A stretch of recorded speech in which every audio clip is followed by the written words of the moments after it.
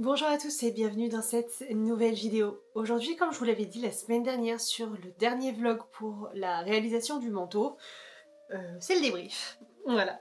Donc si vous passez par là et que vous découvrez cette vidéo en premier, je vous invite à aller voir d'abord les 4 premières vidéos concernant l'entièreté de la construction de ce manteau. Ou alors, si vous êtes aventureux et que vous voulez vous faire spoiler, vous pouvez rester. À vous de voir. En attendant, moi je vous mets la playlist. Oui, j'ai fait une playlist ici. Alors, tu ne l'oublies pas cette fois-ci, Mélanie, parce que je sais pas si vous avez remarqué, mais je vous l'oublie tout le temps, à chaque fois. Bref, on va pas épiloguer là-dessus. C'est une des résolutions pour 2026, arrêter d'oublier les petits i quand je dis que je les mets. Je pense que ça facilitera la vie à tout le monde. Bon, et je voulais faire cette vidéo, comme je vous l'avais dit, parce qu'il y a énormément de choses à dire concernant ce manteau. Concernant la construction, concernant le lainage, les couleurs, plein de choses.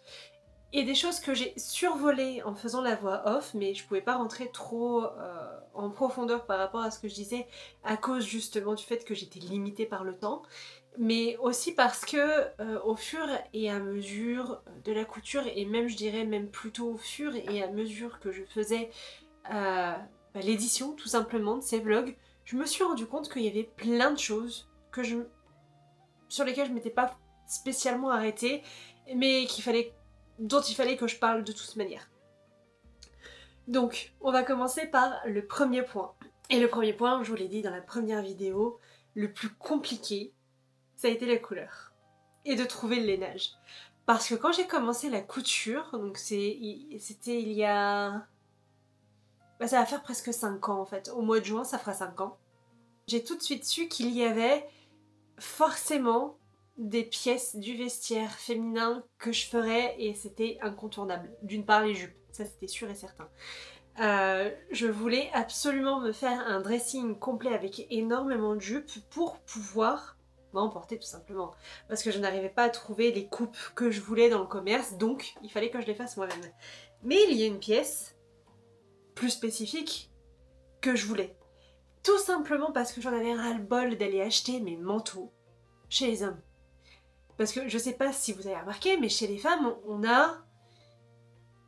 Je peux pas appeler ça des manteaux. C'est au mieux des vestes. Enfin bref. Et je voulais un manteau en laine et soie depuis... Je peux pas calculer. Vraiment depuis des années. Donc je savais que je voulais m'en faire un. Et je savais que je voulais de la laine, 100% laine, zéro polyester ou autre joyeuseté chimique. Et donc, j'ai commencé à chercher. Le problème, c'est que la première année, je terminais ma formation et je me sentais pas de faire un manteau. Clairement, je me sentais pas de faire un manteau aussitôt. Donc, j'avais réalisé la robe dans un style victorien, fin victorien, début édouardien. Enfin, c'était un peu mélangé au niveau des époques par rapport au patron. On était à cheval sur le victorien et sur l'édouardien. Ensuite, la deuxième année, j'ai énormément cherché pour trouver le lainage et j'en ai tout simplement pas trouvé. Enfin si, j'en avais trouvé notamment chez Stragier, mais à des prix, mais 100 € le mètre. J'ai dit non, c'est pas possible, je peux pas. C'est pas possible. D'une part parce que je n'avais pas le budget, mais en plus si j'avais eu le budget, j'aurais dit non parce que c'est clairement abusé. À un moment donné, il faut juste... les prix, waouh! Hein. C'est des lainages où j'avais déjà acheté chez Stragier, j'avais pris 1 mètre par 1,50 m pour faire un châle de cadeau de Noël que je n'avais pas utilisé parce qu'il était trop cher et à l'époque il est pas trop cher, il était trop petit et à l'époque déjà je l'avais payé 79 € parce que j'avais trouvé hyper cher. Au final j'ai pas fait le châle, je l'ai toujours de côté, ce qui est en fait d'ailleurs le tissu le plus cher pour lequel j'ai jamais payé.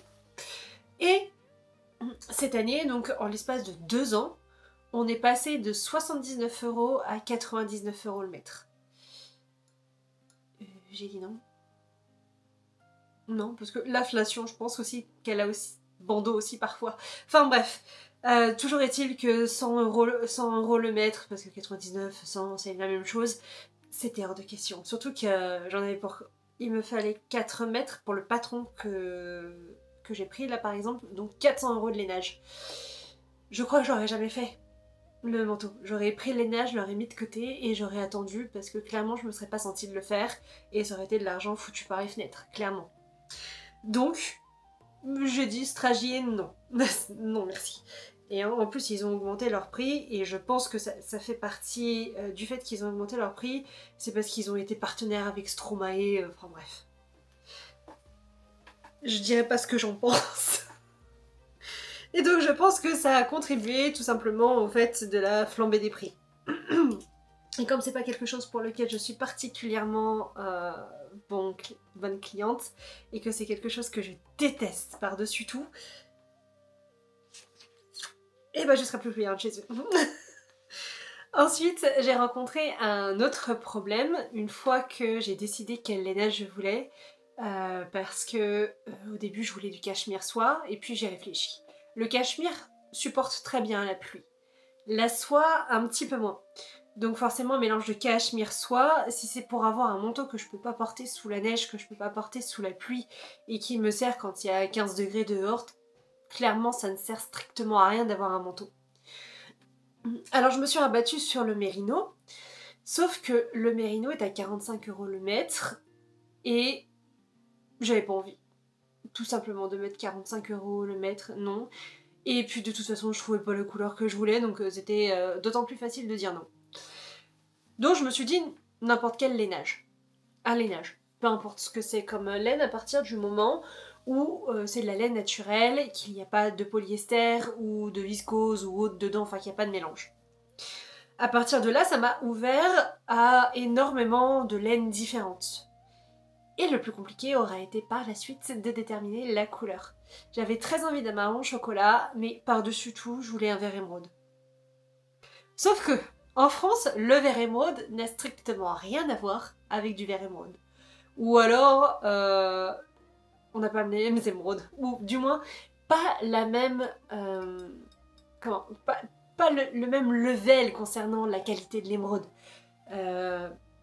Je vous explique. Quand on regarde en gémologie, l'émeraude, plus elle est foncée, plus elle va être chère. Plus elle est claire, moins elle va être chère. C'est d'ailleurs comme ça qu'ils arrivent notamment sur la bijouterie Leclerc à vendre des émeraudes qui soient une centaine d'euros. Parce qu'ils rognent sur la qualité de l'émeraude. Donc l'émeraude est très claire. Et donc, on va retrouver, par rapport aux teintures, exactement le même phénomène.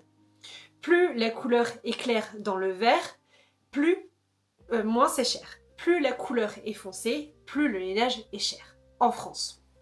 Donc, on avait du vert émeraude qui correspondait plus à du vert bouteille, qui était une émeraude, si on regarde en gémologie, de mauvaise qualité, quasiment blanche presque, et impossible de trouver un vert émeraude, un vrai vert émeraude, c'est-à-dire avec une belle émeraude, avec une belle couleur verte foncée, comme la gémologie, en gémologie par exemple de haute joaillerie.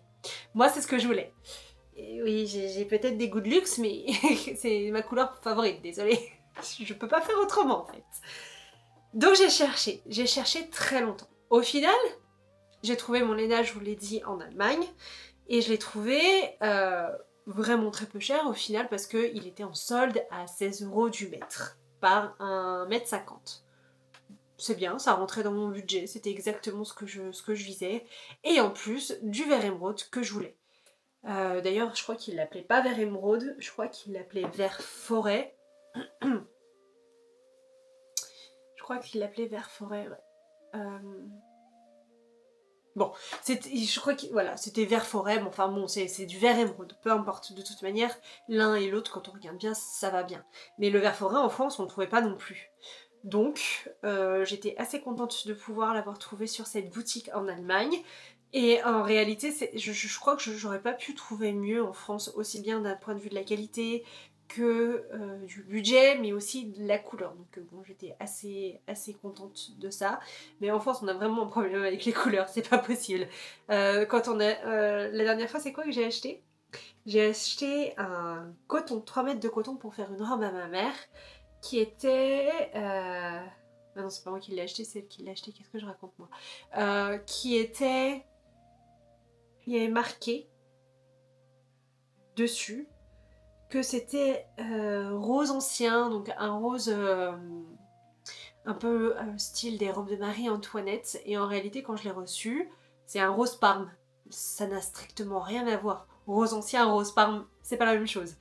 On a vraiment un problème avec les couleurs en France. Mais je pense que c'est à peu près pour tout, parce que le nombre de fois, le nombre de gens que je vois, moi, quand je regarde les réels ou les posts sur Insta ou même sur YouTube, qui disent « Ah bah j'ai commandé, c'était marqué telle couleur et au final, bah c'est pas la même », est impressionnante. Juste impressionnant. Je sais pas ce qui se passe. Je sais pas. Donc bon, j'ai réussi à trouver mon verre comme je le voulais, et par rapport au patron, il était marqué, je vous en ai parlé, de thermocoller au niveau des emmanchures, des entournures et certaines coutures de côté, pour éviter justement que le lainage ne se déforme et pouvoir conserver le manteau le plus longtemps possible. J'ai cherché un temps infini sur internet le bon thermocollant, avec les vaguelettes comme c'était décrit, et avec le même... le truc exactement le même. Et bon, si vous avez vu les vidéos et que vous me suivez depuis un long moment, le thermocollant et moi, on ne fait pas du tout bon ménage. Déjà, ça colle pas. Quoi que je fasse, il n'y a rien à faire, ça thermocolle à rien. Mais rien du tout. Ça finit toujours par se décoller. À l'usure, ça se décolle aussi de toute manière, même si on arrive à le plaquer suffisamment longtemps pour pouvoir terminer la couture. Et c'est juste, c'est pas mon truc. Déjà, c'est pas naturel, c'est... Bref, il n'y a rien qui va avec le thermocollant. Bon, là je me suis dit, c'est la première fois que tu fais un manteau, c'est la première fois que tu travailles sur un tel lainage, tu le connais pas, fais ce que te dit la créatrice, prends du thermocollant. Et ben c'est terminé. La prochaine fois c'est fini, je ne le ferai pas. Je ferai une bande de droit fil, comme c'était mentionné dans le patron, mais je le ferai directement cousu. C'est-à-dire que je prendrai un droit fil assez solide, avec un grammage quand même assez léger, et que je ferai une couture pour pouvoir maintenir justement et empêcher cet effet de stretch du lainage. Parce que ça a été un véritable enfer. Il collait pas. Il a fini par fondre. Il a fallu que je le bâtisse et que je le couse au final. Donc, il servait strictement à rien de l'avoir thermocollé. Franchement, le thermocollé, c'était inutile. Juste, ça servait à rien. Alors la prochaine fois, je me casse pas les pieds et je le fais directement moi, et en plus ça me ferait gagner de l'argent parce que franchement, j'ai payé ça une fortune pour que ça fonctionne même pas. Alors par contre, vous m'aviez dit en commentaire, je sais plus laquelle d'entre vous m'avait dit que peut-être c'était parce que c'était pas un thermocollant fait pour le lainage. Alors j'ai été vérifier, il y a rien de marqué au final dessus. Je sais pas du tout si c'était un pour le lainage ou pas, j'en ai aucune idée du coup. Donc, possiblement c'est ce problème-là, mais enfin, quand j'achetais du thermocollant, parce que j'ai eu l'obligation d'en acheter pour ma formation, pour du coton, c'était pareil, hein, ça collait pas sur le coton. Le thermocollant que j'ai dû utiliser pour quand j'ai passé le diplôme de couturière, c'est pareil, il collait rien du tout. Donc bon, je pense que le problème c'est plus le thermocollant que du fait que ça soit pas du thermocollant fait pour du lainage. C'est le thermocollant dans sa globalité le problème. Sans compter que c'est quand même du plastique ce truc-là. Ensuite, une autre de mes difficultés aura été les fournitures tailleurs. J'ai cherché pendant des heures une boutique. Alors je savais qu'il y en avait une à Paris, mais impossible de me souvenir le nom. Et j'ai cherché, je sais pas combien de temps. Et au final, quand j'ai réussi à la trouver, je me suis sauvée. Quand j'ai vu les prix, je me suis dit c'est pas possible. Non, hors de question. Non, c'est pas possible. Alors j'ai continué à chercher, je me suis dit c'est pas possible qu'en France on ait qu'une seule boutique de tailleur. Il y en a forcément d'autres. Et j'en ai trouvé une autre. Et alors là, franchement, pour la trouver, je sais pas comment j'ai fait. Et j'ai réussi à trouver le ruban tailleur, donc pour venir terminer les bords accrus de la toile tailleur. Enfin, moi, la crétonne de coton, j'ai pas pris de la toile tailleur pour... D'ailleurs, peut-être que j'aurais dû au final. Mais j'avais peur en fait de la gâcher en me trompant, je préférais utiliser la crétonne de coton. parce que si je me trompais, c'était pas bien grave. Si je devais la changer, c'était plus économique que d'acheter la toile tailleur. Et en plus, il n'y avait pas de polyester, alors que dans la majorité des toiles tailleur aujourd'hui, on trouve du polyester, du moins en France. Alors qu'en Angleterre, il y a du 100% crin de cheval, 100% coton, mélangé lin coton ou crin de cheval coton, crin de cheval lin. Oh, la France, je sais pas ce qu'il y a présent le polyester. Enfin, j'arrive à trouver et je me dis je vais pas la prendre. Malgré que je crois que j'avais vu, il y avait 50% coton, 50% lin, donc j'aurais pu l'acheter. Mais franchement, je me suis dit, si je me plante sur le point de tailleur, que je suis obligée de retirer et tout ça, je vais juste m'énerver, parce que c'est quand même un coût, ça a un coût la toile tailleur. C'était moins cher que la première boutique, mais quand même. Et j'avais pas envie de ruiner l'entièreté de ma découpe juste par caprice. Donc j'ai pris ma crétonne de coton et ensuite j'ai fait comme si c'était tout simplement de la toile tailleur. J'ai posé mon ruban chevron sur les bords accrus. Alors ça par contre je n'ai pas du tout filmé parce que c'était le soir, que la grosse caméra a un mal fou, mais fou, à saturer correctement les couleurs dans tout ce qui est faible éclairage, dans le noir et tout, ce que je comprends pas d'ailleurs. Normalement elle devrait réussir à le faire, mais j'arrive jamais à trouver vraiment les bons paramètres pour le faire. Il y a un bruit chromatique terrible, enfin bref, donc du coup j'ai rien filmé.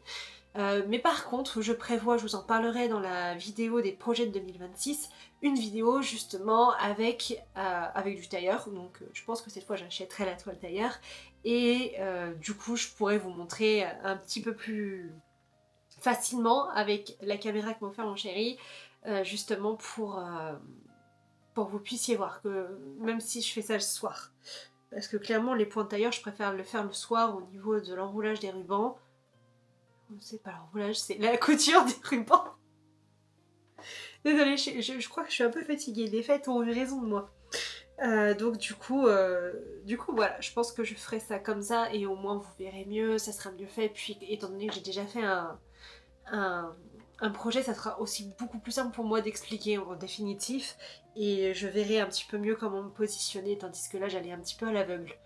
Non, pas à l'aveugle, parce que j'avais comme base quand même le livre de Bernadette Banner, j'avais certaines de ses vidéos sur le tailleur, j'avais regardé aussi des vidéos de tailleur sur Insta énormément, des vidéos de tailleur aussi sur YouTube. Alors moi je m'en fiche. Au niveau des langues, j'en ai strictement rien à faire. Regarder, ça peut me suffire. Et si j'ai besoin des explications, je mets les sous-titres. Donc j'ai regardé des vidéos en italien, j'ai regardé des vidéos en anglais, j'ai regardé des vidéos en russe. Qu'est-ce que j'ai regardé encore? Des vidéos en allemand. Et des vidéos en...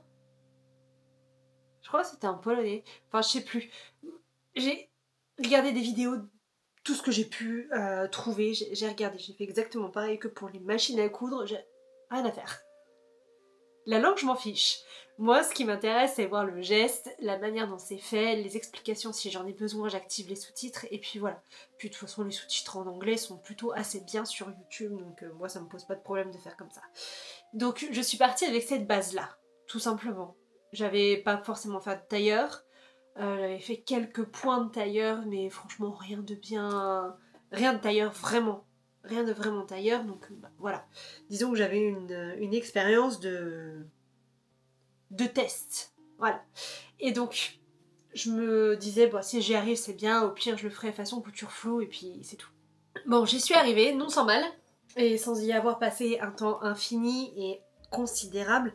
Mais bon, ça je savais de toute manière, le tailleur prend toujours énormément de temps, beaucoup plus de temps que la couture floue. C'est d'ailleurs pour ça qu'on n'a pas tellement de tailleurs dans les grandes surfaces et dans toute la fast fashion et compagnie. C'est pour ça. Enfin bref, je suis contente, j'ai réussi à faire mes points de tailleur, j'ai réussi à faire mon manteau en mode tailleur et j'ai réussi mon col tailleur. C'était la première fois que je faisais un col tailleur, je l'ai fait sur un lainage que je connaissais pas, je l'ai fait avec des techniques de tailleur que je connaissais pas spécialement, enfin que je n'avais pas faites, pas que je ne connaissais pas mais que je n'avais jamais faites, et j'en suis très satisfaite. Je crois que ce qui a été le plus satisfaisant en fait dans ce manteau aurait été justement le fait de le faire d'un point de vue tailleur et de faire le col tailleur. Moi, c'est ce qui m'a le plus satisfait en plus. Le col tailleur, je l'ai fait sans trop de difficultés, mis à part la parmenture qui m'aura posé quelques problèmes au niveau de la couture, parce qu'elle est assez alambiquée, enfin c'est un truc un peu bizarre. Mais sinon, le reste, au niveau du tailleur, c'est pas ce qui m'a posé le plus de problèmes, c'est vraiment la doublure. D'ailleurs, on y reviendra. Ensuite, quelque chose qui m'aura pris énormément de temps et que j'ai voulu faire parce que notamment ça fait partie du tailleur et de la haute couture, c'est les ganses sur l'entièreté des coutures. D'une part parce que moi je veux que ce manteau, que je puisse par exemple dans 45 ans toujours le porter si j'en ai toujours envie, mais aussi parce que mon tissu s'effilochait. Bon, enfin j'avais décidé avant de le recevoir, avant même de l'avoir choisi, que je ganserais de toute façon les coutures. Et pour la ganse, je n'avais pas envie de racheter du... J'avais pas envie d'acheter du biais, j'avais pas envie d'acheter du twill, j'avais de coton ou du sergé de coton déjà préparé.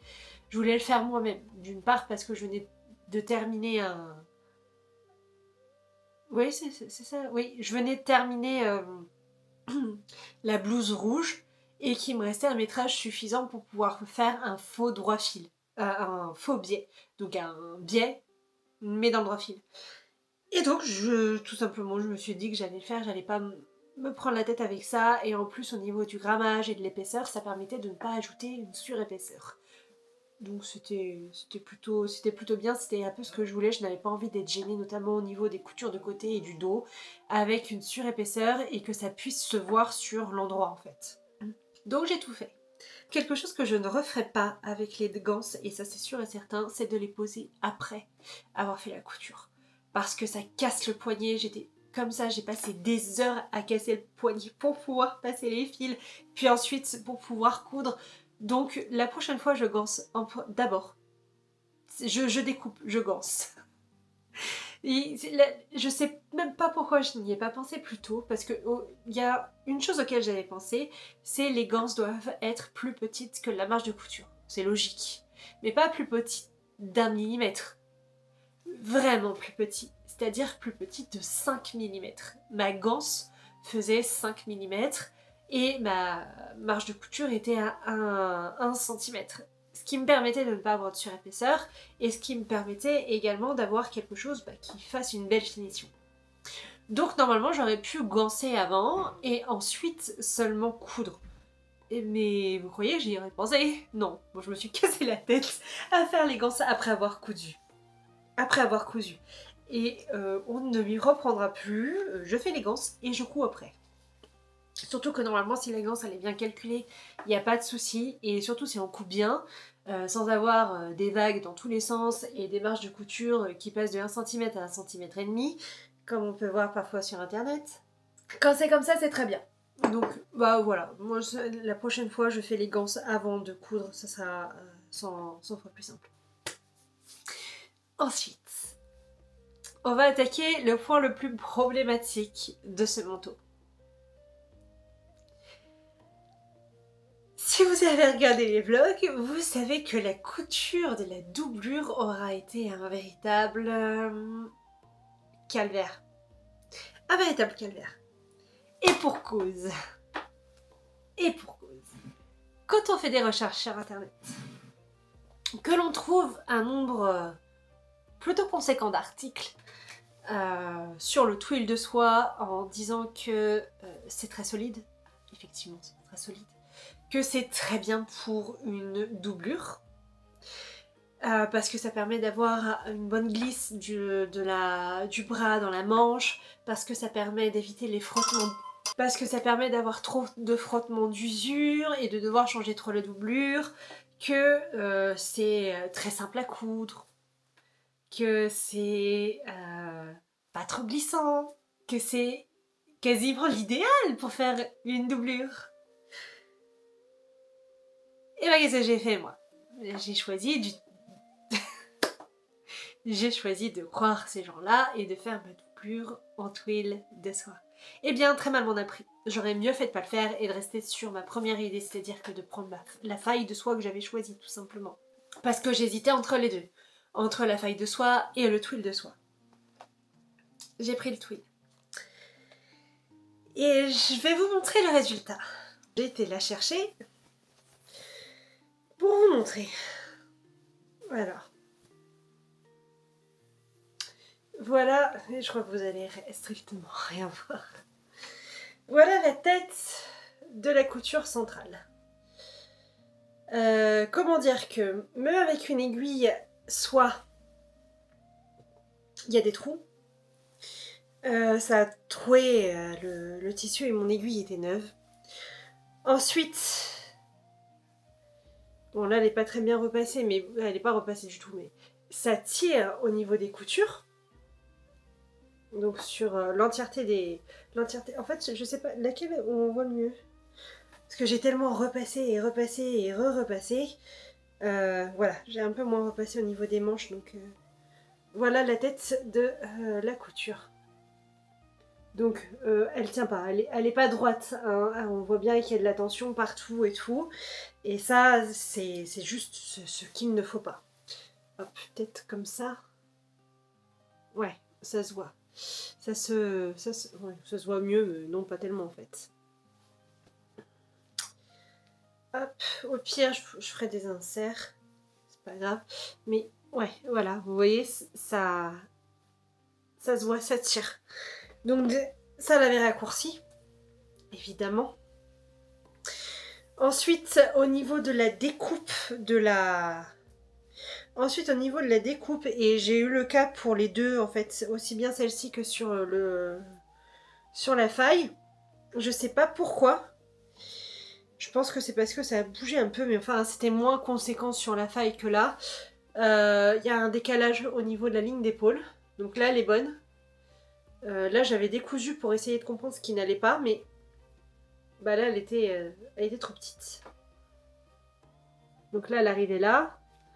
Et là, comme ça. Donc, vous voyez bien la différence. Donc ça a été les 2 erreurs.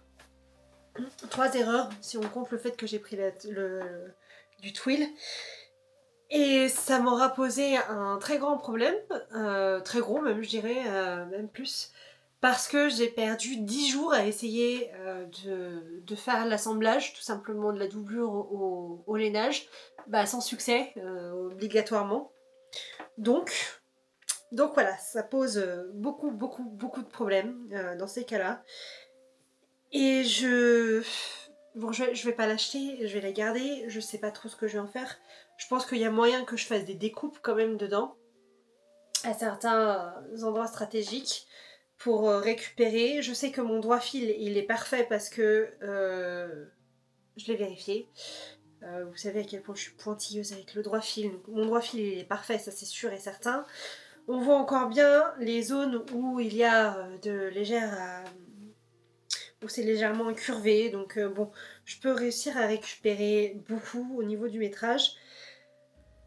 Mais clairement, je me suis entêtée parce que je n'avais pas envie de la perdre et que je pensais pouvoir trouver ne serait-ce qu'une solution pour pouvoir la garder et éviter d'avoir à la retirer et à la recommencer. Et au final, j'aurais mieux fait de la retirer et de la recommencer, mais ce que je comprends pas, c'est pourquoi ça a été aussi problématique en fait. Ça, j'arrive pas à comprendre.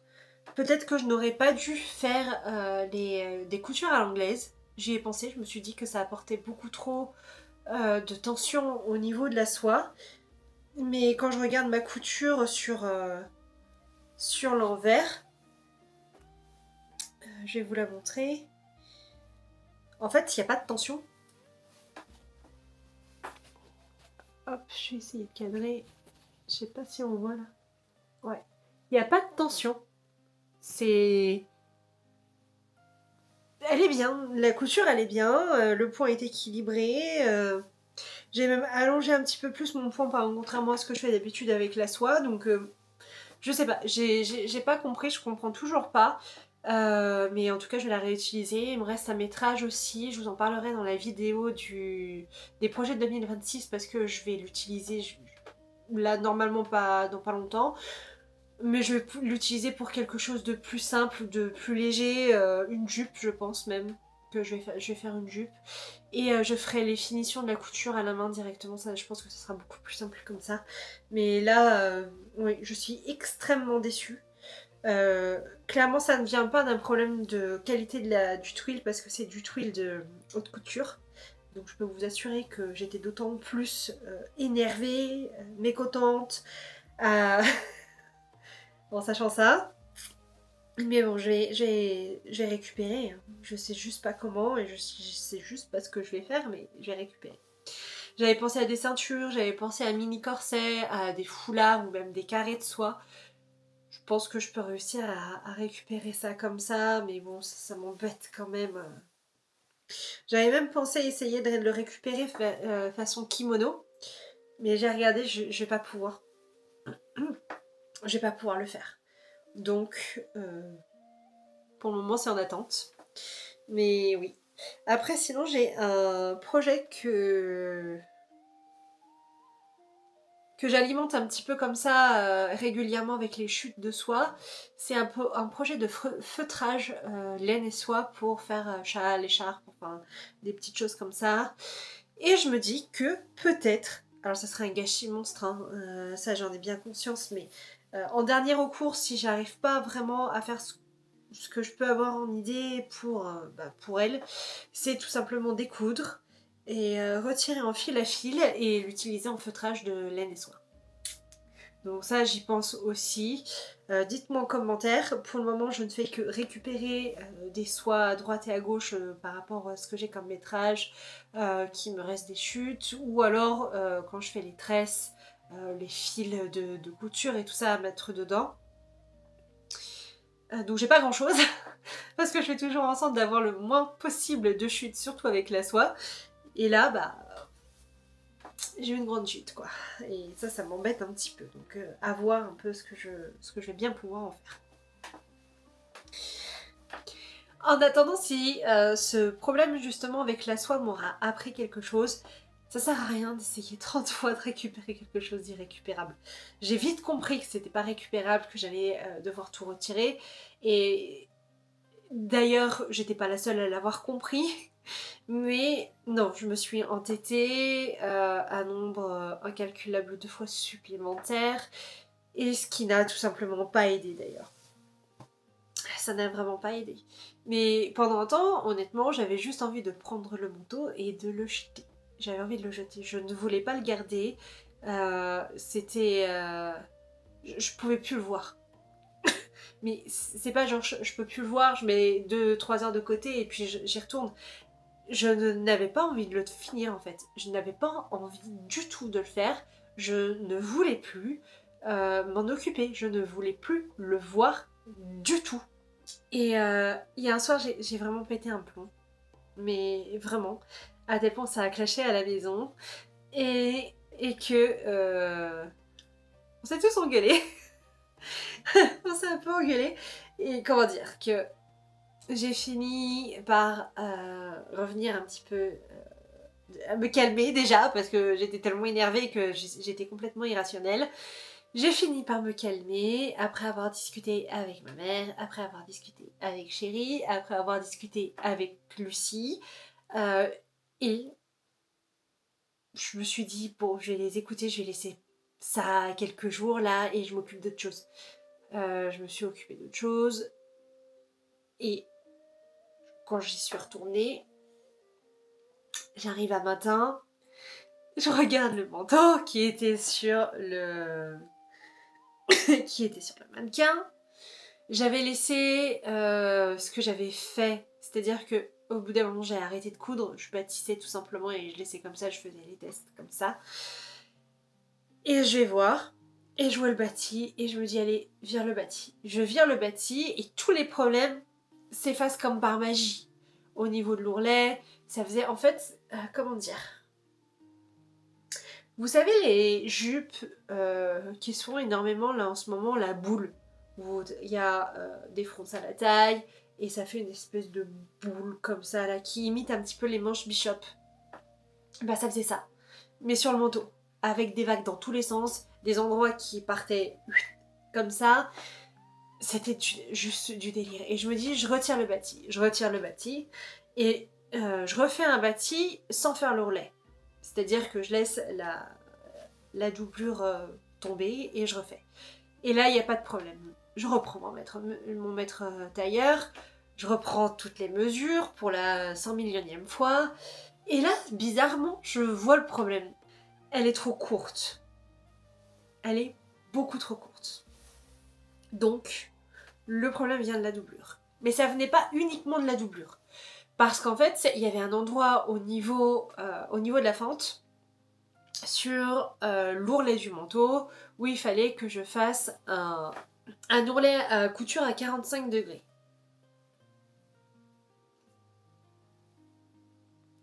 Vous m'expliquez les techniques, il y a un truc qui va pas avec les techniques, c'est pas possible. J'ai eu beau faire les explications de la créatrice 30 fois, impossible de faire l'ourlet correctement. J'ai été regarder sur internet des techniques, impossible de faire l'ourlet correctement.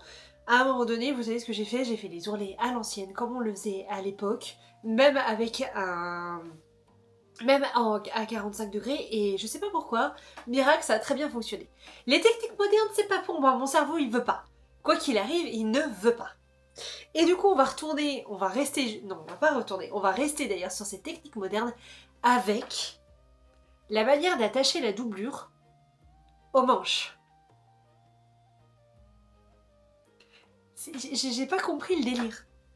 Il y a la manche du lainage qui est sur l'endroit, la manche de la doublure qui est sur l'envers, on vient former un tube, on vient coudre, et ensuite, comme par miracle, ça doit fonctionner. Alors c'est pas comme par miracle, parce qu'il y a des centaines de personnes qui arrivent, mais... À quel moment ça fonctionne avec moi, votre avis? Jamais. Ça ne va absolument pas marché. J'ai regardé des tutos à n'en plus finir. J'ai refait en pas à pas. Non. Non. J'ai jamais réussi à le faire. À la fin, j'ai cousu à la main. Bizarrement, ça a très bien fonctionné comme ça. Donc voilà, j'aurais dû le faire aussi à la main directement. Mais toutes les techniques modernes bizarres, parce que du coup pour moi c'est bizarre, ça ne fonctionne pas. Je prends des vieilles techniques parfois qui datent de 1700, des techniques qui datent de 1700, ça fonctionne du premier coup. Je prends une technique moderne, ça fonctionne jamais. Je dois avoir un problème, moi, c'est pas possible. J'ai le cerveau qui est calibré uniquement pour les anciennes techniques. C'est pas possible autrement. Enfin bref, j'ai terminé par faire directement l'assemblage au niveau donc de la doublure et du lainage sur au niveau des poignets à la main. Et là, c'est très bien passé, j'ai eu aucun problème. J'ai fait ça en 15 minutes, une manche. Donc une demi-heure pour faire les deux. Alors que pour essayer de faire l'autre technique, donc la technique moderne avec l'espèce de tube là, impossible de le faire. Impossible. À un moment donné, j'ai appelé ma mère, je lui ai dit viens voir là, parce que il y a un truc qui va pas. Fini par arriver. Et c'est quoi cette technique? Bah je sais rien. Je sais pas ce que c'est cette technique, mais je comprends rien. Alors on a regardé ensemble, on a essayé de faire ensemble, on a bâti ensemble. Elle a essayé de le faire de son côté, j'ai essayé de le faire de mon côté, on a essayé de le faire ensemble. On n'a pas été foutus de le faire. Impossible à faire. Impossible. Je crois qu'on est restés toutes les deux à essayer de le tester 2 heures. J'avais essayé 2 heures. Et après, une fois qu'elle est partie, j'ai essayé encore. Je sais plus combien de temps. Pas longtemps, hein. Je crois que j'ai réessayé 2 fois, 3 fois derrière, donc on va dire une demi-heure, 3/4 d'heure. Je dis, oh, tu sais quoi, moi, je vais le faire à l'ancienne, je vais le faire à la main, ça ira très bien. En une demi-heure, c'était plié. Donc, il y a quelque chose que ce mentor m'aura appris. Les techniques modernes, non merci. Je m'en passe très bien, je chercherai des équivalents sur les techniques anciennes parce que j'en ai marre de perdre des heures et des heures et des heures avec des techniques modernes qui ne fonctionnent pas pour moi. Ça ne fonctionne pas. J'ai beau essayer, à chaque fois j'essaye, ça ne va pas. Je sais pas pourquoi, mais ça ne va pas. C'est comme si mon cerveau me disait « Oh tiens, c'est une technique moderne, bah tu vas toujours pouvoir courir. » C'est hors de question. Bon, je vais finir par l'écouter lui parce qu'il commence à m'énerver, à me contrarier. Donc maintenant, les techniques modernes, non, c'est fini. Je suis très bien avec mes techniques à l'ancienne, pas de thermocollant, pas de surjeteuse, pas de technique farfelue. Non, c'est bon. J'ai donné. Ça m'a appris quelque chose avec la couture de ce manteau. C'est vraiment... La couture moderne, c'est vraiment pas pour moi en fait. Mais vraiment pas. Il y a un truc qui se fait pas là-haut. Et... Et bien juste, faut pas chercher plus loin quoi en fait. Quand il y a quelque chose qui fonctionne pas, ça fonctionne pas. Voilà. Faut arrêter d'essayer de forcer les choses parce que de toute manière ça ne fonctionnera pas. Si ça fonctionne pas 2 fois, 3 fois, ça fonctionnera pas à la 10e.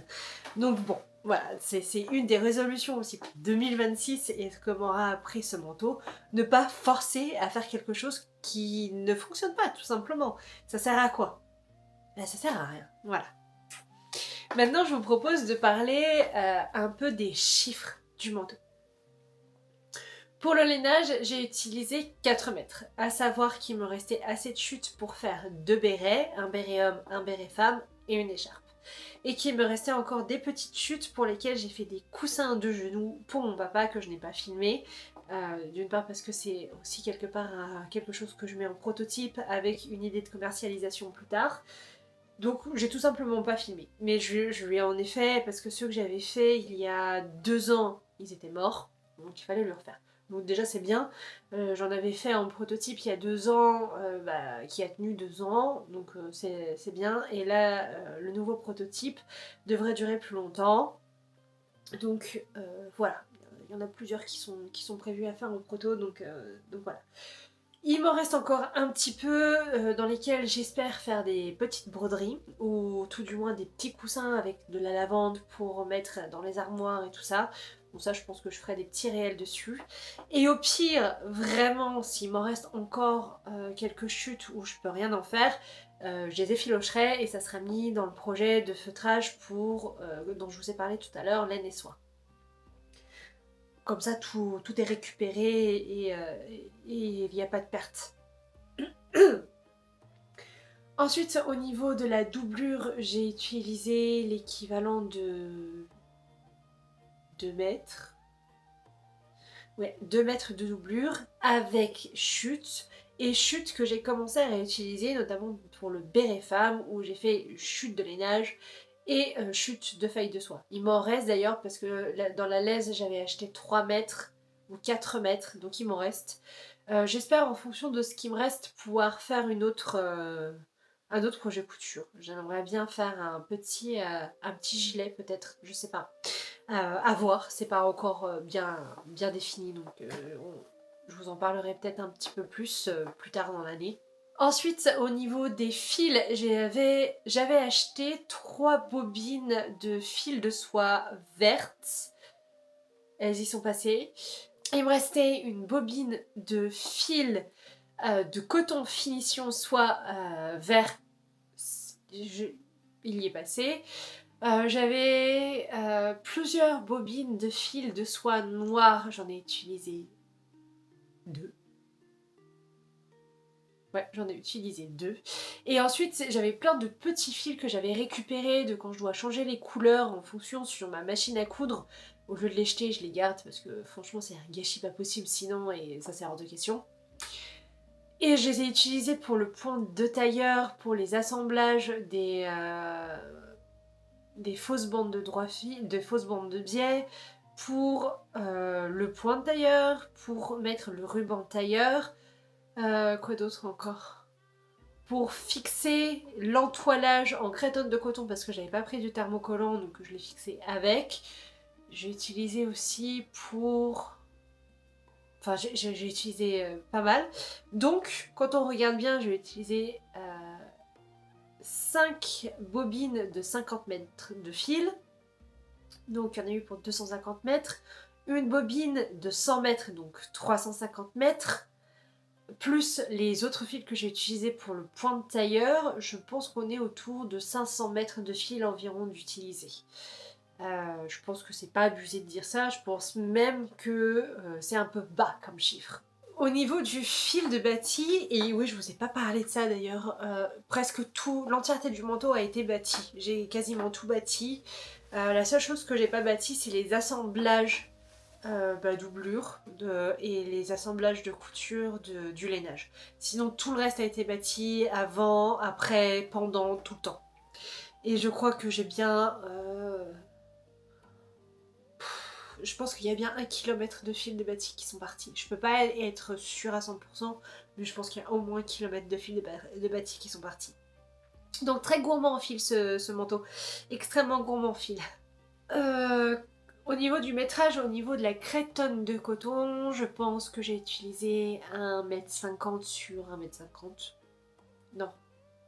Je crois qu'au niveau de la laisse, j'étais plus sur 1,80 m, 60. Enfin, c'était une très grande laisse, je sais plus trop.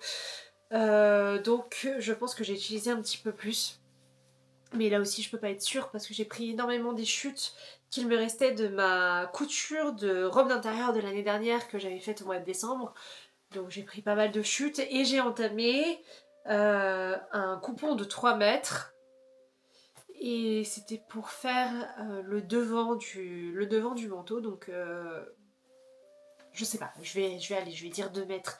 Donc j'ai utilisé au moins 2 mètres. J'ai utilisé 17 mètres de bande de faux biais, donc de 3 fils, que j'ai fait moi-même.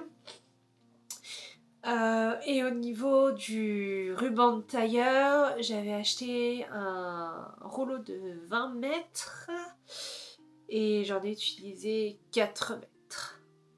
3 mètres. J'ai utilisé 3 mètres. Je crois que c'est tout.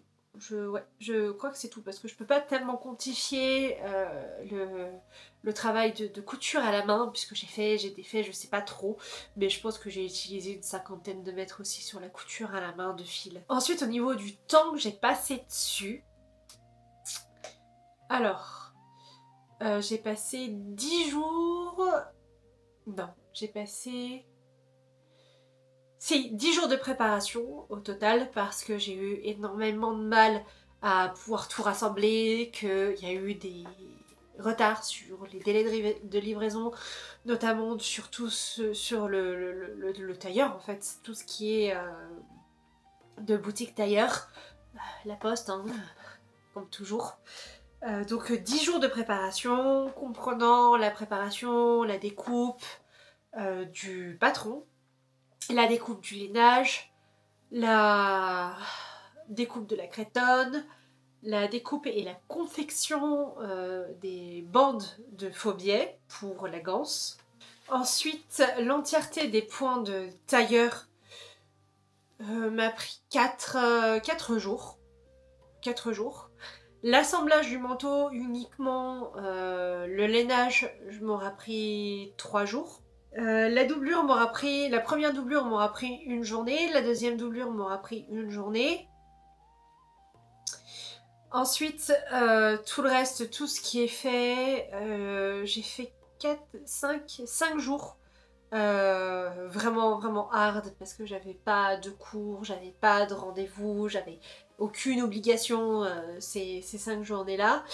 Je commençais le matin à 8h, je finissais le soir à 23h30 avec 1 heure en tout et pour tout de pause dans la journée pour le petit-déj, le repas du midi, le repas du soir. Donc ça faisait beaucoup. Voilà. En tout et pour tout, je crois que le manteau m'aura pris 150 heures. Au moins, au bas mot 100 à 150 heures. Mais parce que je me suis énormément trompée, que j'ai fait et refait et défait et redéfait je ne sais combien de fois. Donc sinon, je pense que sans cela, donc qui m'aura pris l'équivalent de 10 jours ou d'une dizaine de jours complets au final, hein, le fait de tout défaire et de tout refaire. Sans cela, je pense qu'on peut retirer la moitié du temps. Ouais, quasiment la moitié. Un peu moins de la moitié quand même.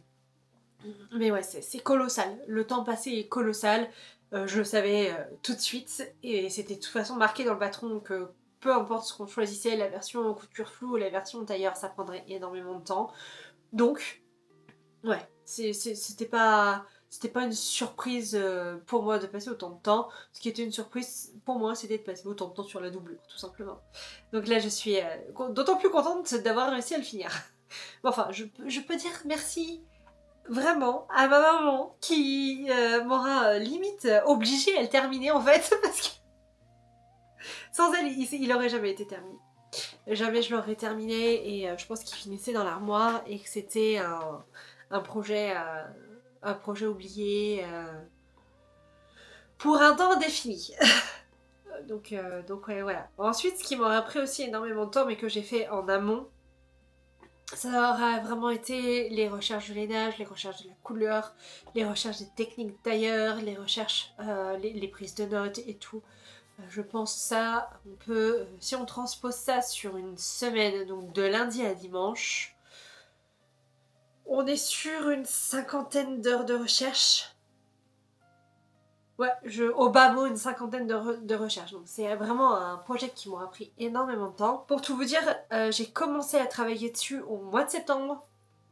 Et j'ai vraiment commencé à coudre et à avoir la réception. Alors la réception, je me souviens plus.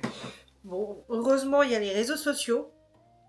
J'avais fait un unboxing sur les réseaux, donc je vais pouvoir vous dire ça assez facilement au final. Je l'ai reçu le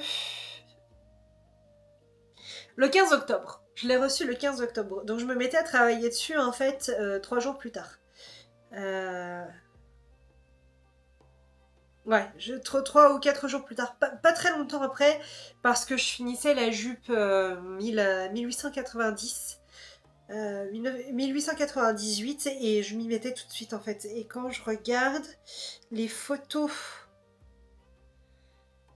sont postées le 20... Oui, j'ai dû m'y mettre aux alentours du 23 octobre. Quelque chose comme ça. Ouais, aux alentours du 23. Ouais, 23 octobre. Donc, je me suis mise le 23 octobre. J'aurais dû, normalement, d'après la deadline que je m'étais fixée, l'avoir terminée mi-octobre, donc aux alentours du 15 octobre. Il n'était pas terminé le 15 octobre, il a plutôt été terminé aux alentours du 1er décembre. Donc j'avais du retard, pas mal de retard. Et le retard correspond en fait quasiment, c'est même pas quasiment en fait. Le retard correspond au fait des 10 jours d'enfer à cause de la doublure et des 5 jours de retard sur la livraison du matériel tailleur. Voilà, clairement, les retards viennent de là, sinon il aurait été fini bien avant. Je n'aurais pas eu besoin de faire les vlogs au fur et à mesure du mois de décembre. J'aurais pu commencer une autre couture, quoique non. J'aurais pas pu commencer une autre couture, puisque de toute manière, mon appareil photo est tombé en panne. Donc j'aurais pas pu. Et d'ailleurs, ça me fait penser, en parlant de ça, et en parlant des problèmes avec le manteau et de l'acheminement, et du fait que j'étais en retard pour le terminer, il n'y a pas eu que le problème du tailleur, il n'y a pas eu que le problème de la doublure, il y a aussi le problème des boutons. Bah oui, parce qu'arrivé à la moitié du manteau, je me suis rendu compte que les boutons que j'avais choisis étaient trop petits. Et que ça n'allait pas pouvoir le faire, en fait. Parce qu'ils étaient vraiment trop petits et qu'il fallait donc que j'en rachète d'autres. Et là, j'ai cherché. 2 jours de recherche. Bon, pas 2 jours de recherche complet. J'ai mis 2 jours à les trouver. Je crois que j'avais passé un après-midi dimanche et une partie de mon samedi soir à chercher. Et j'ai réussi à trouver des boutons. Bon, vous imaginez que si je fais cette tête, c'est que tout ne s'est pas passé comme prévu. Je trouve les boutons. On est le dimanche. J'avais commencé la doublure. J'étais fatiguée. Plein de raisons. À votre avis, qu'est-ce que j'ai fait? Il y avait 2 tailles de boutons.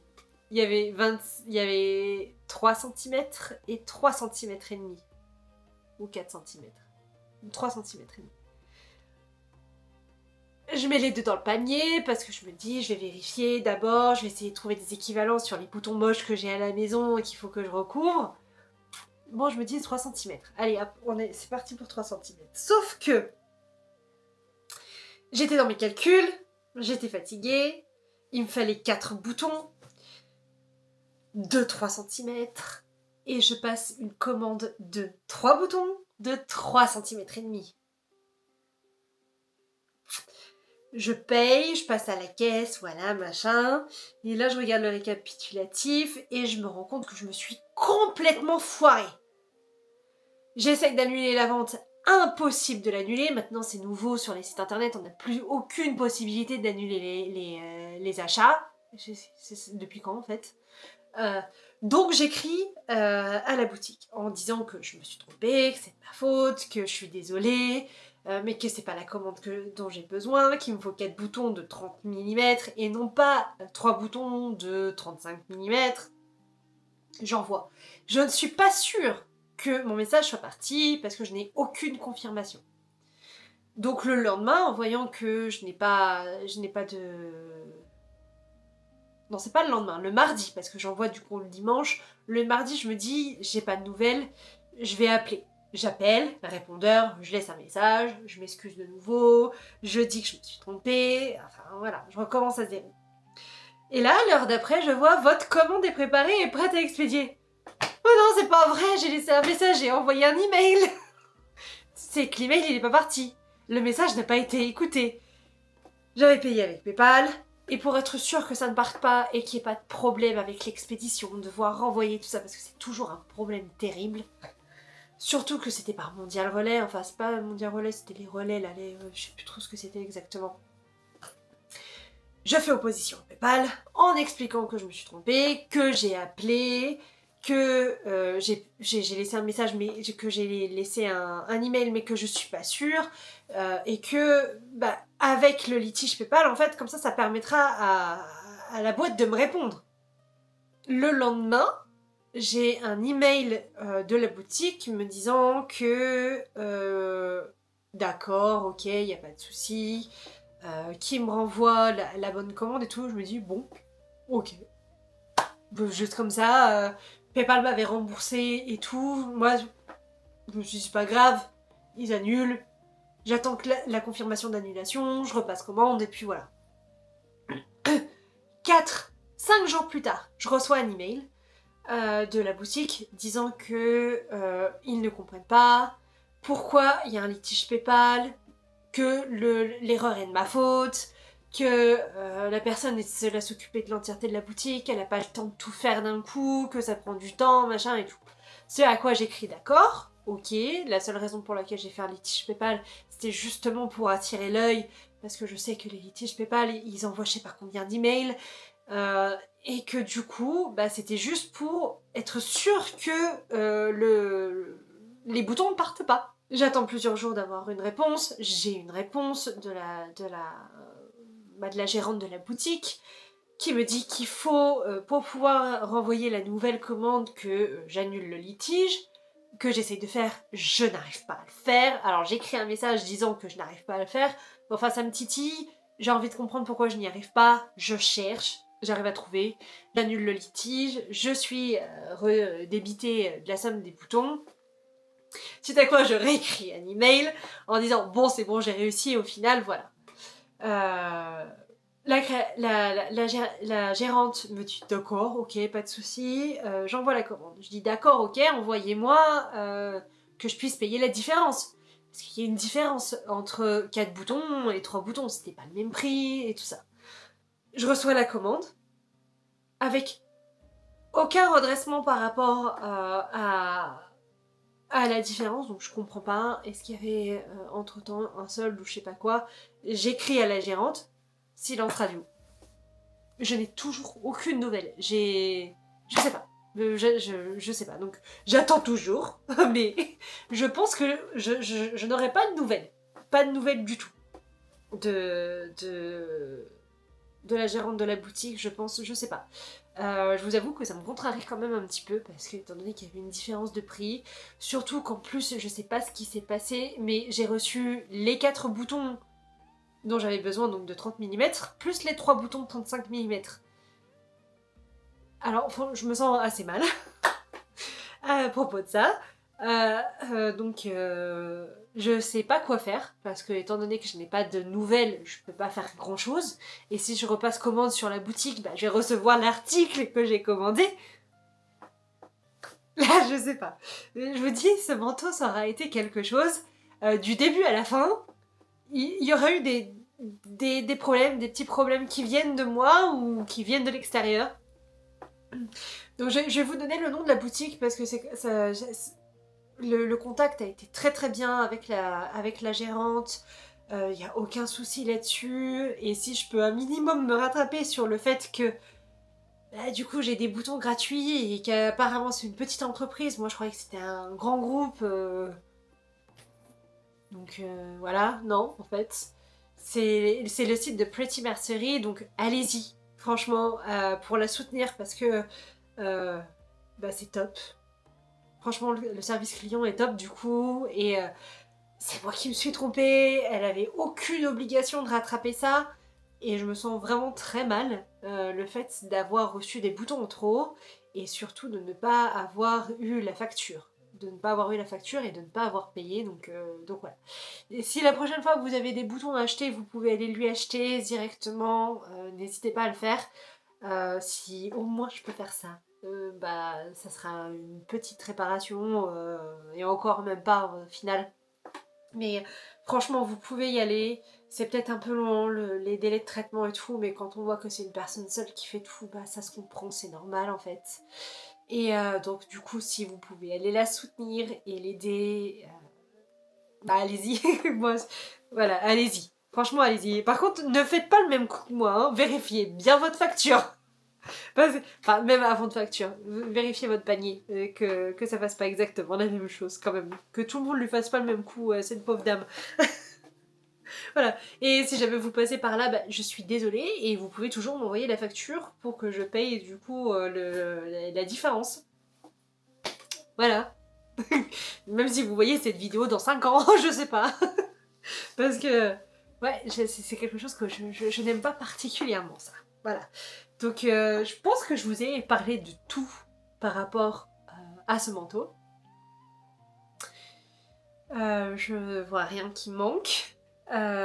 Ouais, pour moi c'est tout. Voilà, donc si vous avez d'autres questions, vous pouvez me les mettre en commentaire. Si vous avez des débuts de réponse sur 2-3 embûches que j'ai rencontrées, vous pouvez aussi me les mettre en commentaire. Et aller soutenir Pretty Mercery parce que franchement, la pauvre. La pauvre. Je suis assez mal à l'aise concernant ce qui s'est passé du coup. Surtout que je serais sans doute beaucoup moins mal à l'aise si j'avais payé la différence. Mais étant donné que c'est pas le cas, je me sens très mal à l'aise. Et comme j'ai pas de réponse, bah je peux pas faire grand chose moi. Enfin bref, voilà, j'espère que cette vidéo vous aura plu, que vous avez un autre point de vue concernant la réalisation de ce manteau. Et je pense que peut-être à l'avenir, pour les coutures qui sont un peu difficiles, je le ferai, tout simplement parce que ça peut aider d'autres personnes, et puis aussi parce que ça me permet moi de faire le point et de vous expliquer les petits points un peu compliqués et les moments déraisonnables. Enfin voilà, n'hésitez pas à me dire ce que vous en pensez en commentaire, et si vous avez apprécié cette vidéo, n'hésitez pas à la liker et la booster si vous avez le boost, ça m'aiderait beaucoup. Et moi je vous dis à la semaine prochaine pour le bilan couture de l'année 2025.